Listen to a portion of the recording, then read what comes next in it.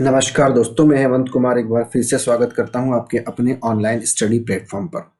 दोस्तों, बात करते हैं रेलवे के विशेष प्रश्नों की। और वैसे ये प्रश्न जो है दोस्तों सभी परीक्षाओं के लिए महत्वपूर्ण है। प्रश्न संख्या 1 की बात करेंगे। 8 किलोग्राम द्रव्यमान की एक वस्तु 4 मीटर प्रति सेकंड के वेग से आगे बढ़ रही है, इसका संवेग ज्ञात कीजिए। दोस्तों, सबसे पहले आपको पता होना चाहिए संवेग क्या होता है। बात करते हैं संवेग की। तो दोस्तों 8 किलोग्राम की एक वस्तु, आपके पास m का मान दे रखा है कितना, 8 किलोग्राम। ठीक है, आपको v का मान दे रखा है कितना, 4 मीटर प्रति सेकंड। ठीक है, अब आपको क्या बताना है, संवेग ज्ञात करना। दोस्तों संवेग का फॉर्मूला क्या होता है, संवेग का फॉर्मूला होता है p बराबर m इंटू वी। p बराबर क्या होता है, m इंटू वी। आपके पास m का मान कितना दे रखा है दोस्तों, m का मान 8 है और v का मान कितना आपके पास 4। तो 8 को 4 से गुणा करोगे कितना आ जाएगा आपके पास, 32। अच्छा, अब इसका मात्रक क्या आएगा, m क्या होता है, मास यानी कि किलोग्राम, v मीटर प्रति सेकेंड। ये आपका क्या आ जाएगा दोस्तों, 32 आपका करेक्ट आंसर आ जाएगा। अगला प्रश्न है, 200 न्यूटन का एक बल जो कि 4 मीटर विस्थापित करता है किसी वस्तु को, किए गए कार्य की गणना जूल में करो। दोस्तों ध्यान देना, बल का मान यानी कि आपको F का मान दे रखा है कितना, 200 न्यूटन। आपको डिस्प्लेसमेंट यानी कि S या फिर D बोल सकते हो, ये आपको दे रखा है 4 मीटर। कार्य का फॉर्मूला क्या होता है, W बराबर, बताओ W बराबर क्या होता है।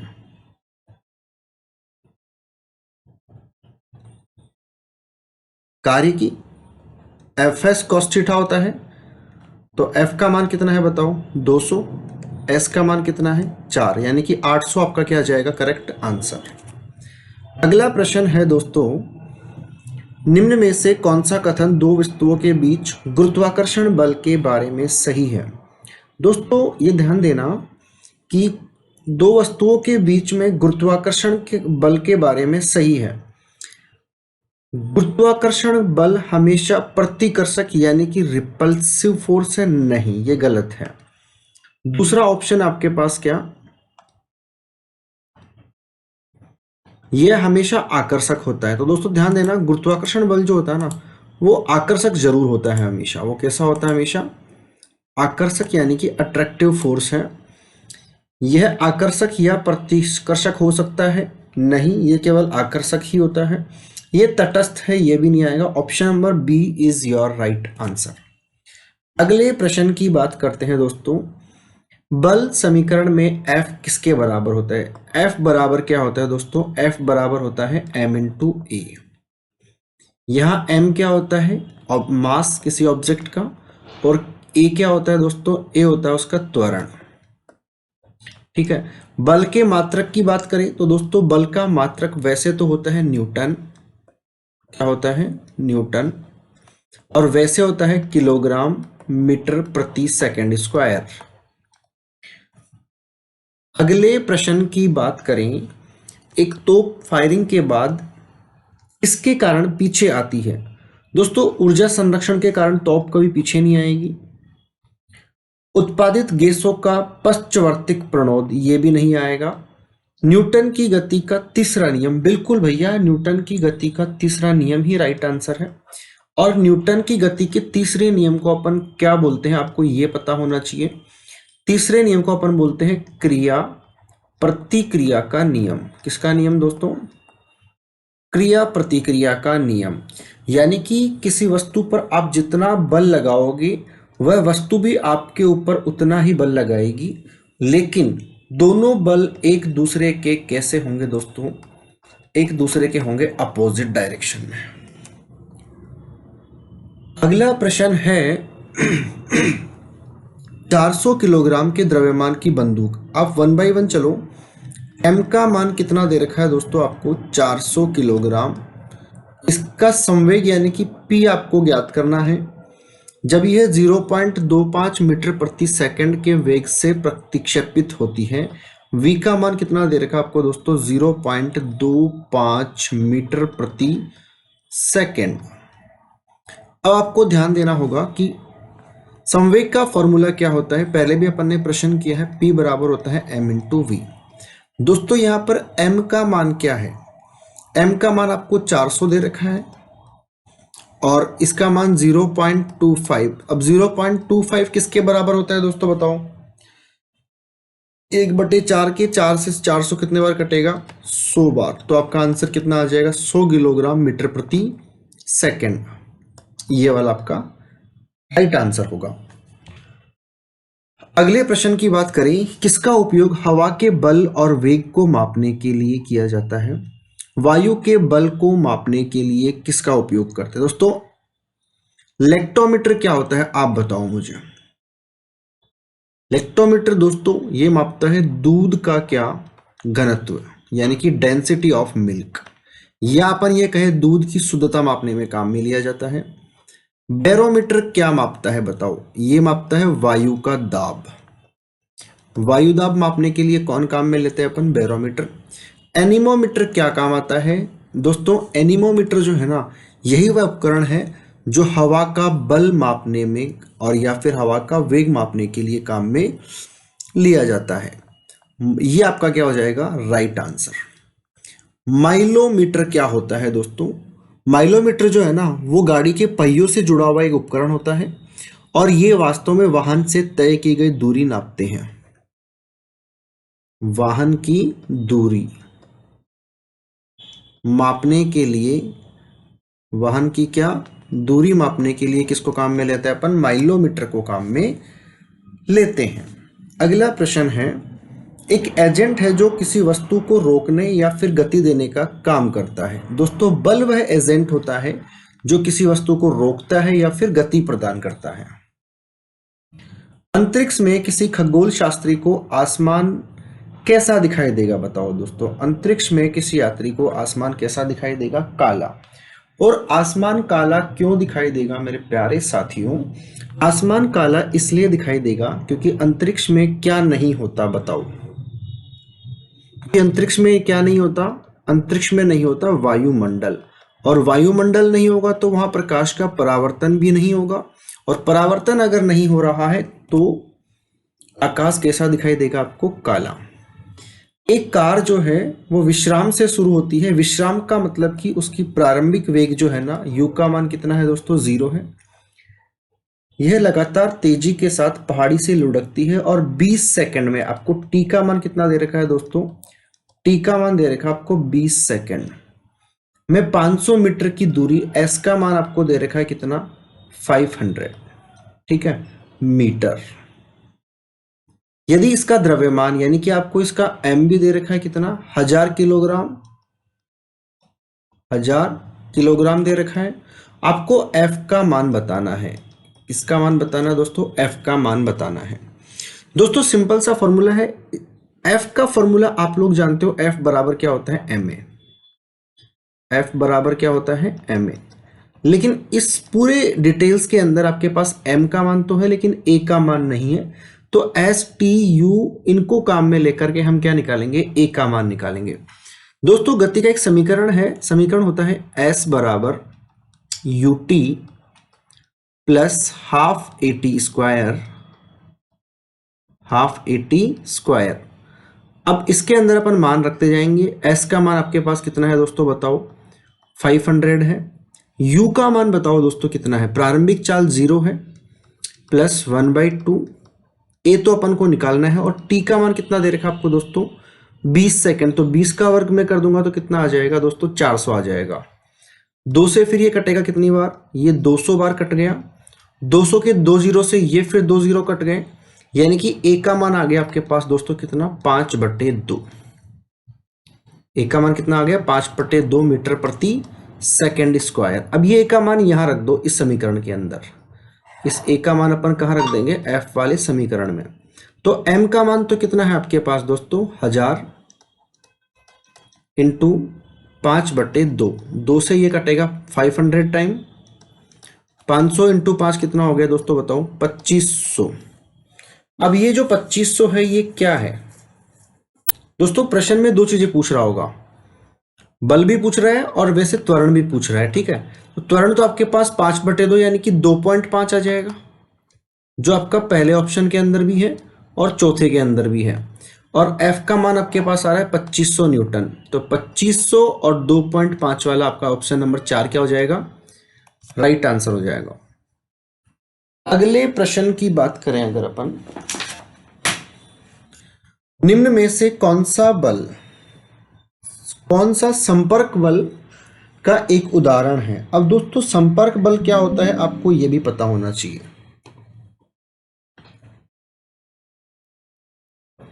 संपर्क बल वो होते हैं दोस्तों जब दो वस्तुएं एक दूसरे के संपर्क में होकर गति कर रही हो, उसको अपन क्या बोलते हैं, संपर्क बल कहते हैं। तो चुंबकीय बल संपर्क बल नहीं है, विद्युत बल भी संपर्क बल नहीं है, गुरुत्वाकर्षण बल भी संपर्क बल नहीं है। घर्षण बल जो है वो कैसा होता है दोस्तों, वो होता है संपर्क बल। अगले प्रश्न की बात करें, किसी वस्तु की गति का विरोध करने वाले बल को हम कौन सा बल कहते हैं, घर्षण बल कहते हैं। सतहों के खुरदरापन में के साथ घर्षण बल है। अगर खुरदरापन को अपन बढ़ाएं,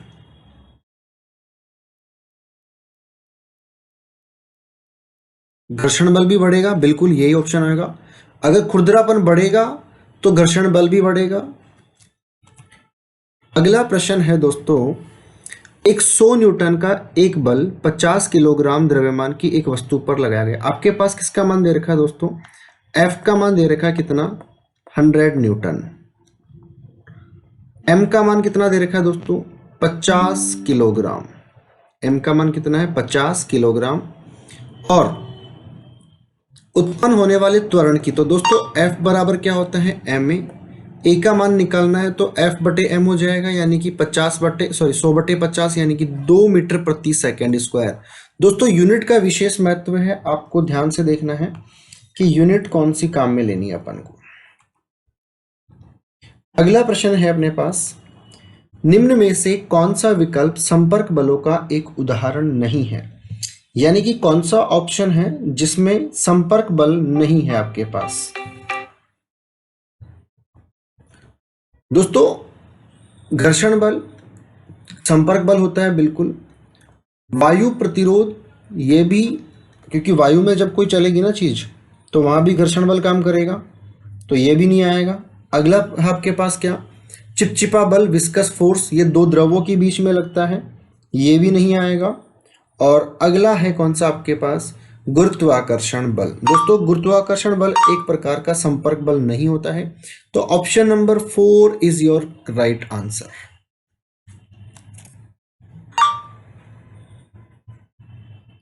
अगले प्रश्न की बात करें दोस्तों, तो अगला प्रश्न है आपके पास,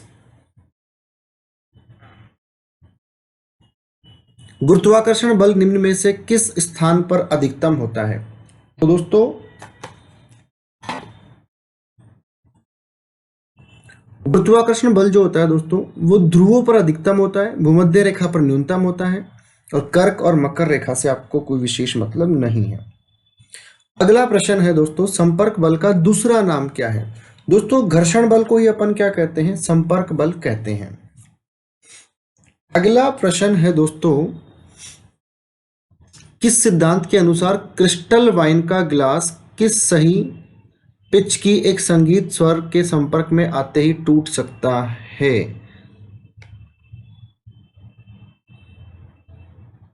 इसको छोड़ो। अगला प्रश्न है, पृष्ठ तनाव किस कारण होता है। अणुओं के बीच आसंजक बल, अणुओं के बीच ससंजक बल, अणुओं के बीच गुरुत्वाकर्षण बल, या फिर उनके बीच में कौन सा बल, विद्युत बल। दोस्तों आपको यहाँ पर दो बल समझने की आवश्यकता है। कौन कौन से बल, एक तो होता है संसंजक बल और एक होता है आपका कौन सा, आसंजक बल।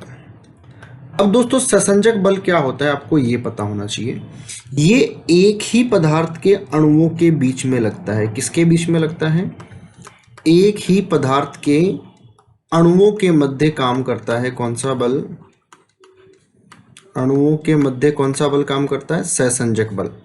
आसंजक बल जो होता है दोस्तों ये अलग अलग वस्तुओं के बीच में काम करता है। तो पृष्ठ तनाव का जो कारण है दोस्तों वो कौन सा आएगा? सहसंजक बल।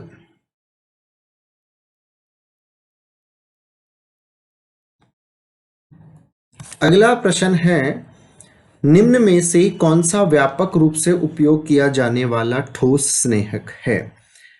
ठोस भी होना चाहिए और स्नेहक भी होना चाहिए। दोस्तों ग्रेफाइट जो होता है ना, जो कार्बन का अपरूप होता है, इसका स्नेहक के रूप में बहुत ज्यादा काम में इसको लिया जाता है। अगला प्रश्न है, बल और समय के गुणनफल के रूप में परिभाषित है। बल यानी कि F जो है, किस किस चीजों के गुणनफल के रूप में? बल और समय के गुणनफल के रूप में, यानी कि बल गुणा समय। ये क्या होता है दोस्तों? बल गुणा समय जो होता है ना, वो क्या होता है आपको ये बताना है। ये होता है आवेग। ये क्या होता है दोस्तों? आवेग। बहुत कम समय के लिए किसी वस्तु पर जो लगाया गया बल होता है, वही क्या होता है दोस्तों? उसका आवेग होता है।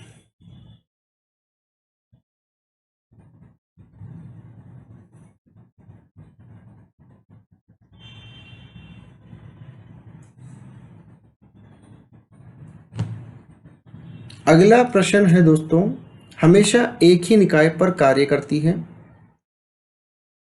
ये प्रश्न में कुछ एरर है। अगला प्रश्न है दोस्तों, कौन सा बल प्रोटॉन और न्यूट्रॉन को जोड़ता है? तो दोस्तों प्रोटॉन और न्यूट्रॉन, दोस्तों किसी भी परमाणु के नाभिक के अंदर दो चीजें पाई जाती है, एक न्यूट्रॉन और एक प्रोटॉन। कक्षाओं में चक्कर कौन लगाते हैं? इलेक्ट्रॉन। अभी अपन किसकी बात कर रहे हैं? न्यूट्रॉन और प्रोटॉन की। तो बताओ कौन सा बल काम करता है? मजबूत परमाणु बल। कौन सा बल दोस्तों? मजबूत परमाणु बल। स्ट्रॉन्ग एटॉमिक फोर्स जो है वो प्रोटॉन और न्यूट्रॉन को जोड़े रखता है। अगला प्रश्न है दोस्तों, जेट इंजन किसके संरक्षण के सिद्धांत पर काम करता है? दोस्तों जेट इंजन जो है वो रेखीय संवेग संरक्षण के सिद्धांत पर काम करता है। अगला प्रश्न है, जब एक बस अचानक शुरू होती है तो बस में यात्री पीछे गिर पड़ते हैं, यह घटना किसका उदाहरण है? स्थिरता का जड़त्व, गति का जड़त्व, दिशा का जड़त्व, इनमें से कोई नहीं। दोस्तों बस अचानक शुरू हुई है, बस में जो यात्री बैठा हुआ है वो स्थिर है, और जैसे ही वस्तु किस में आएगी? गति में, तो ये स्थिरता का जड़त्व आएगा। इंसान वहीं पे रुकना चाहता है और बस अपने बल से आगे बढ़ना चाहती है, तो किसका उदाहरण है दोस्तों? ये स्थिरता का जड़त्व। अगला प्रश्न है, किसी वस्तु का संवेग किन कारकों पर निर्भर करता है? संवेग यानी कि P दोस्तों, एक तो डिपेंड करता है m द्रव्यमान पर,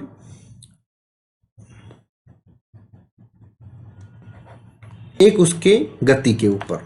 तो द्रव्यमान और गति पर कौन डिपेंड करता है? उसका संवेग। 1 और 2 वाला ऑप्शन आपका क्या आ जाएगा? राइट। सूर्य के चारों ओर घूमती पृथ्वी के लिए कौन सा बल जिम्मेदार है? सूर्य के चारों ओर चुंबकीय बल, इलेक्ट्रोचुंबकीय बल, अनुदैर्ध्य बल, या फिर कौन सा बल दोस्तों? गुरुत्व आकर्षण बल। अगला प्रश्न है आपके पास, सर्दियों के मौसम में आप ऊनी कपड़ों को उतारते समय किसके कारण एक कर्कश ध्वनि सुनते और चिंगारी देखते हैं? स्थिर वैद्युत बल के कारण। उनके बीच में क्या लगता है दोस्तों? उनके बीच में चार्ज उत्पन्न हो जाते हैं, और चार्ज से क्या होता है? आपको चिंगारी नजर आती है। अगला प्रश्न है, कौन सा बल वायु के माध्यम से एक विमान को चलाता है? दोस्तों प्रणोद बल जो होता है ना, दो वायु के माध्यम से विमान को चलाने में सहायता प्रदान करता है। ठीक है।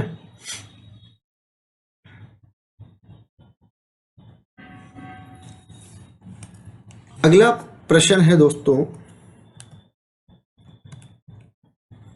दो पिंडों के बीच हमेशा कौन सा बल काम करता है? असमान बल, असमान और विपरीत दिशा का बल, समान और समान दिशा का बल, समान और विपरीत दिशा का बल।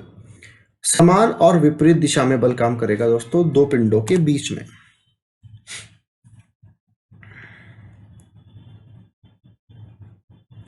न्यूटन के दूसरे नियम को आमतौर पर F बराबर ma लिख करके दर्शाया जाता है। इसका मूल कथन क्या है आपको ये बताना है। बल त्वरण त्वरण द्वारा द्रव्यमान गुणन के बराबर है, बल संवेग के परिवर्तन के अनुपाती है, बल निकाय के त्वरण और संवेग का फलन है, इनमें से कोई भी नहीं। तो बल जो है ना दोस्तों, त्वरण द्वारा द्रव्यमान के गुणन के बराबर है। ऑप्शन नंबर 1 इज आपका राइट आंसर होगा। गैर संपर्क बलों के उदाहरण हैं दोस्तों, जो संपर्क में नहीं है उनको बोलते हैं गैर संपर्क बल। मांसपेशियां संपर्क में होती है, संपर्क बल ये नहीं आएगा। गुरुत्वाकर्षण बल और चुंबकीय बल जो दोस्तों कैसे होते हैं, संपर्क। इसमें घर्षण बल संपर्क होता है, इस पे मांसपेशिया बल और घर्षण दोनों संपर्क में होते हैं। अगला प्रश्न है, किस बल के कारण चंद्रमा पृथ्वी के चारों ओर अपनी गोलाकार कक्षाओं में घूमता है? दोस्तों चंद्रमा पृथ्वी के चारों ओर घूमता है कौन से बल के कारण? अभिकेंद्रीय बल के कारण। अभिकेंद्रीय बल वो होता है दोस्तों जो केंद्र की ओर लगता है, और जो केंद्र के बाहर की ओर लगता है उसको अपन क्या कहते हैं? अपकेंद्रीय बल कहते हैं। अगला प्रश्न है, न्यूटन ने किस पुस्तक में गति के 3 नियमों का वर्णन किया है? तो दोस्तों न्यूटन की जो बुक थी mathematical principles of natural philosophy. Option number C is your right answer. अगला प्रश्न है, जब कांच पर पानी डाला जाता है तो पानी कांच की सतह पर फैल जाता है, इसका कारण पानी और कांच के अणुओं के बीच में कौन सा बल होता है? तो दोस्तों दो विपरीत सतहों के बीच में हमेशा कौन सा बल होता है? आसंजक बल कार्य करता है। अगला प्रश्न है, पृष्ठ तनाव की सीजीएस इकाई क्या है? तो दोस्तों डाइन प्रति सेंटीमीटर क्या होती है? पृष्ठ तनाव की सीजीएस इकाई होती है। दोस्तों ये थे आज के कुछ महत्वपूर्ण प्रश्न जो सभी परीक्षाओं के लिए इंपॉर्टेंट थे। अगली क्लास में फिर से अपन और वीडियो के साथ मिलेंगे, तब तक के लिए गुड बाय, जय हिंद दोस्तों।